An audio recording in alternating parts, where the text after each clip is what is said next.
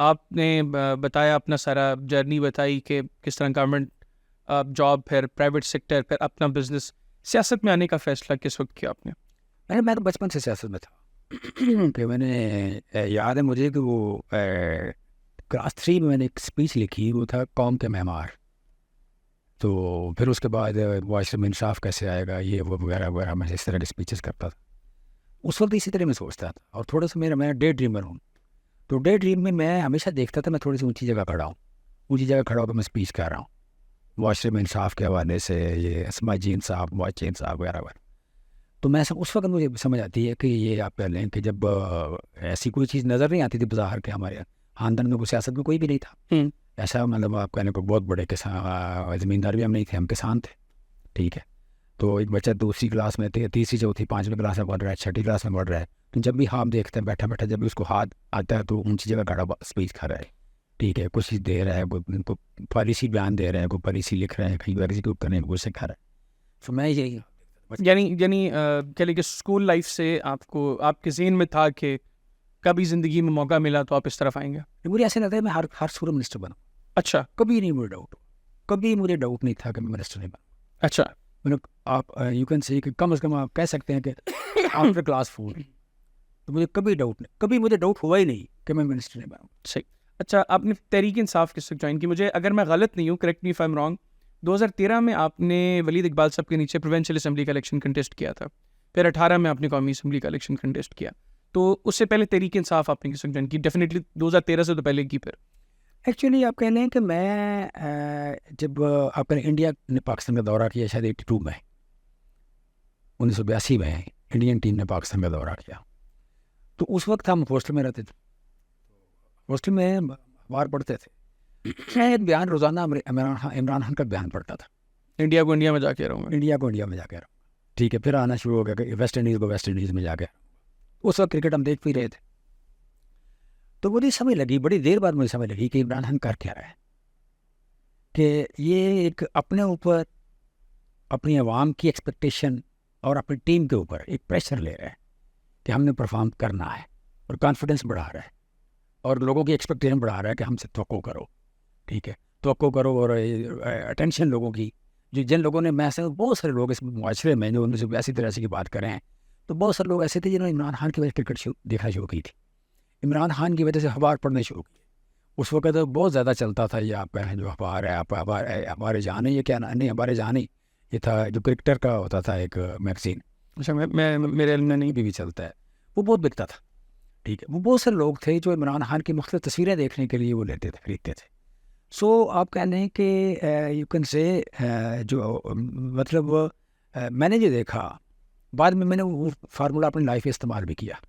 बहुत सारे लोग कहते हैं जी आप जो ड्रीमिंग करें, ड्रीम करें तो ड्रीम के बाद बयान ना करें। सक्सेसफुल हुई तो कहेंगे जी बहुत, अगर सक्सेसफुल ना हुए तो कोई बेइज्जती नहीं होगी। आप ये कहते हैं कि पहले से कहना शुरू कर दें? इमरान खान ने, ये मैंने देखा, इमरान खान ही करते हैं।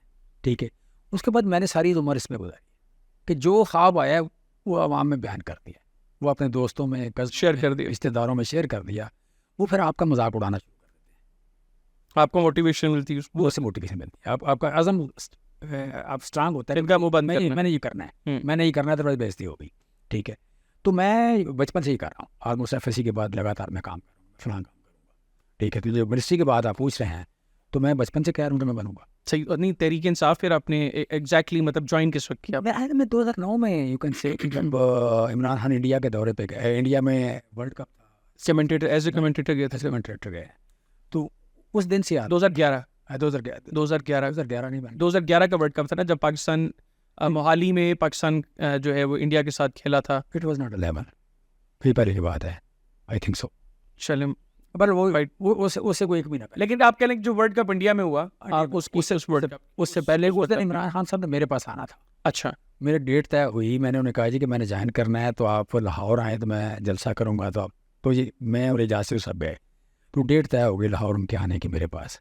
तो फिर खान साहब का मुझे फ़ोन आया बनीगाला से कि यार मुझे जाना पड़ रहा है इंडिया, तो वहाँ मैंने से कमेंट्री करनी है, तो वहाँ मुझे 2 करोड़ रुपया देंगे वो, तो मेरे लिए मेरी रोटी रोज़ी ये है।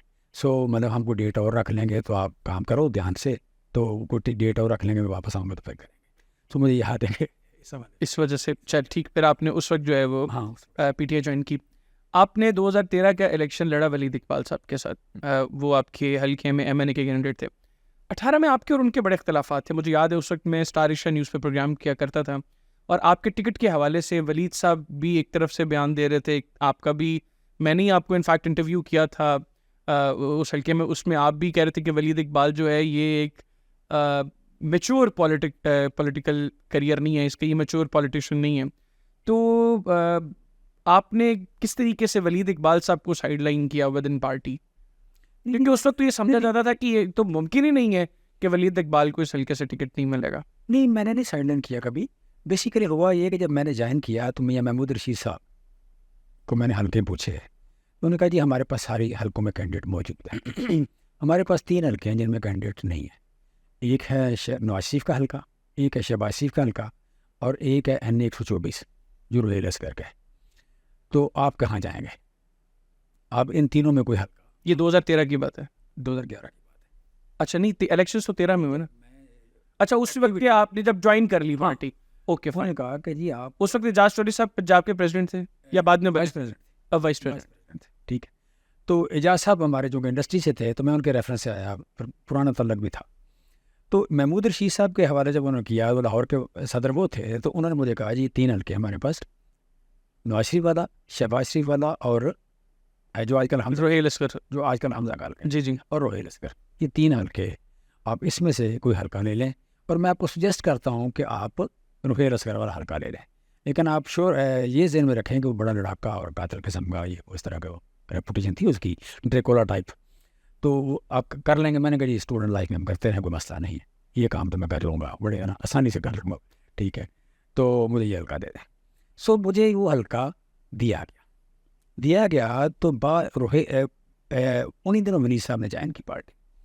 वली साहब को मैंने जो हालांकि वली साहब जो है उनका ड्यू टू मतलब ग्रैंड फादर, उनका कद काठ वो है कि कहीं से भी मतलब आप पहले टिकट मांगते तो कहीं मिल जाना था उन्हें।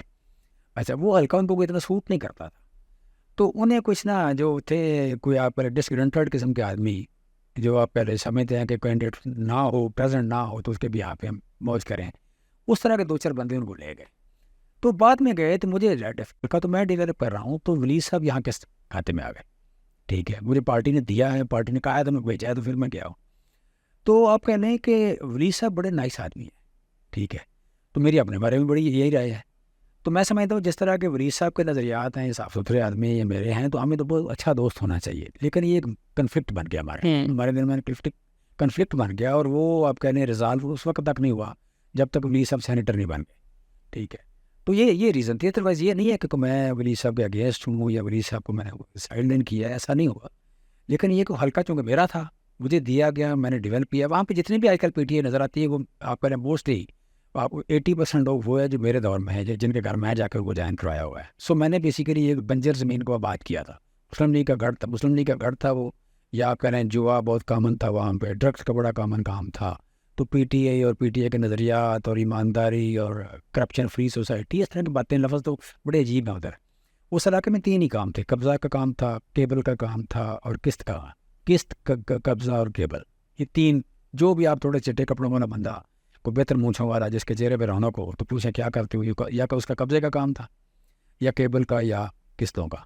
ठीक है, ये तीनों ताकत से रिलेटेड काम है। सो वो मुश्किल हल्का था, तो मैंने उसको डेवलप किया। तो ये छोटी मोटी रीज़न हो सकती है। तो वैसे जिस वक्त वली साहब सेनेटर बन गए, और अमली तौर पे वो कह लें कि प्रैक्टिकल पॉलिटिक्स में इन अ सेंस हल्की की प्रैक्टिकल पॉलिटिक्स से थोड़ा आउट हो गए, फिर आपके टर्म्स उनसे बेहतर हो गए। टर्म बेहतर ही थे वो। उस वक्त तक हुआ कि मैं MNA का कैंडिडेट था, तो वली साहब ने मैं आके MNA का कर लिया। अच्छा वैसे आपने 2013 में तो चले आपने पार्टी के नहीं, फैसले, वाज नॉट विलिंग, मैं विलिंग नहीं था MP का इलेक्शन लड़ने के। मैंने उस वक्त टिकट वापस कर दी थी MP की। ठीक है, तो मुझे आप कह लेंगे खान साहब ने पैगाम भेजा दोबारा आके तुम लड़ो। ठीक है, तो मेरी टिकट दोबारा आई थी। ओके, एक बार टिकट मैंने वापस कर दी थी कि मैंने मैं MNA का कैंडिडेट था वहाँ से। तो वली साहब जब आए वहाँ पे, तो वली साहब को टिकट मिली, तो मेरे लिए शौक था। ठीक है, कि इस हल्के को डेवलप मैंने किया, टिकट वली साहब को मिल गई। तो फिर खान साहब ने यूसुफ सलाउद्दीन की ड्यूटी लगाई कि आप इन दोनों को सुलह कराएं और दोनों को मिला कर। सो उन्होंने बुलाया हमें, और इकबाल सलाउद्दीन और यूसुफ सलाउद्दीन दोनों आए ईमान के दफ्तर में। मेरी और वली साहब को उन्होंने सिटिंग कराई और वहाँ तय हुआ कि इलेक्शन हम कटे। ठीक हो गया। फिर आपने 18 का इलेक्शन लड़ा, वो भी आप लूज़ कर गए। मैं 9 मई की तरफ आऊँगा, लेकिन उससे पहले एक बाई इलेक्शन हुआ। आपको जौहर टाउन के हल्के से पार्टी ने कहा कि आप तहरीक इंसाफ को यहाँ पे इलेक्शन कंटेस्ट करेंगे। आप उस वक्त स्पेशल असिस्टेंट भी थे, आपने रिज़ाइन किया, लेकिन आप इलेक्शन लड़ नहीं सके, आपके कागज़ रिजेक्ट हो गए। आपका मेरा ख्याल है कि सेकेंडर जो था वो उस हल्के का रहायशी नहीं था, और अगर मैं गलत नहीं हूँ तो वो सूबाई हल्का जो था उसका घर था वो आपके कौमी असम्बली के हल्के में आता था, लेकिन कौमी असम्बली में आता था शफकत महमूद साहब के हल्के में। तो आप चूँकि कौमी असम्बली का इलेक्शन कंटेस्ट कर रहे थे, तो इस कन्फ्यूजन में वो शख्स जो है वो आपके हल्के का नहीं निकला और आपके कागज़ जो है वो रिजेक्ट हुआ है।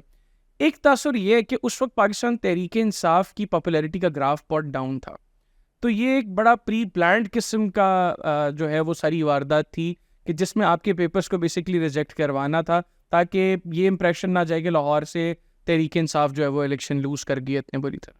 नहीं, ये बिल्कुल नहीं, ऐसा बिल्कुल ही नहीं है। बड़ी अनफॉर्चुनेट है ये कि इस तरह का कोई इम्प्रेशन हो। पहली बात तो ये कि मुझे कहा नहीं गया था कि आप इलेक्शन लड़ें, मैंने खुद कहा था कि मैंने लड़ना है, ठीक है। और फिर ये है कि पूरी पार्टी ने मुझे सपोर्ट किया, मतलब मेरे ऊपर किसी का इख्तलाफ नहीं आया, हर बंदे ने मुझे सपोर्ट किया कि आप यहाँ से लड़ें। दूसरा ये है कि यू कैन से कि मैंने रिज़ाइन बाद में किया था। हाँ जी, आप इलेक्शन लूज़ करने के बाद आपने रिज़ाइन किया था। आपने इलेक्शन कंटेस्ट नहीं किया था, फिर उसके बाद रिज़ाइन किया। एग्जैक्टली ऐसे ही किया था जी, ऐसे ही। अच्छा, सो आप कह रहे हैं कि उस वक्त मैं यहाँ पे काफ़ी सारी इन्वेस्टमेंट कर चुका था, काफ़ी सारे दिन में कंपेन कर चुका था, उसके बाद मैंने रिज़ाइन किया था। सो आप कह रहे हैं कि मेरे जहन में हम बड़ा कैलकुलेशन मैं फिगर्स का आदमी हूँ, मैं फिगर्स का आदमी हूँ, और मैं सर्वे के बगैर, रिसर्च के बगैर कोई काम नहीं करता। सो मुझे कोई डाउट नहीं था कि यहाँ पार्टी कितनी पॉपुलर है, ये कितनी पॉपुलर नहीं है, ठीक है। मुझे ये पता था कि हम उनसे, मुस्लिम लीग उनसे पीछे हैं, तो हमने कंपेन करके तो आगे जाना है। तो लेकिन डिफरेंस बड़ा थोड़ा था, हम बड़ी आसानी से आगे जा सकते थे। सो बड़ी कैलकुलेटेड सा एक रिस्क था मेरा, बड़ी कैलकुलेटेड सी मेरी मूव थी।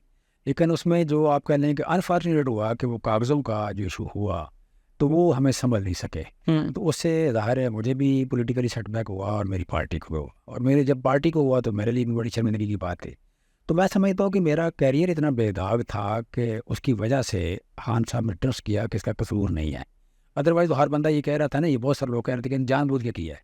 सो उससे बड़ा एक यू कैन से कि आप पार्टी में दोबारा आपकी जगह नहीं बनती, ठीक है। लेकिन हमने अल्हम्दुलिल्लाह खान साहब के फर्दर करीब हुए कि हमारी नीयत ठीक थी और हमारा कसूर नहीं था। तो खान साहब का जब मुझे फ़ोन आया तो उसमें भी उन्होंने मुझे तसल्ली दी कि जी आप फ़िक्र ना करो, ये वो वगैरह वगैरह। और उसके बाद में कोई हफ्ता बाद ही मुझे इस्लामाबाद बुला लिया उन्होंने।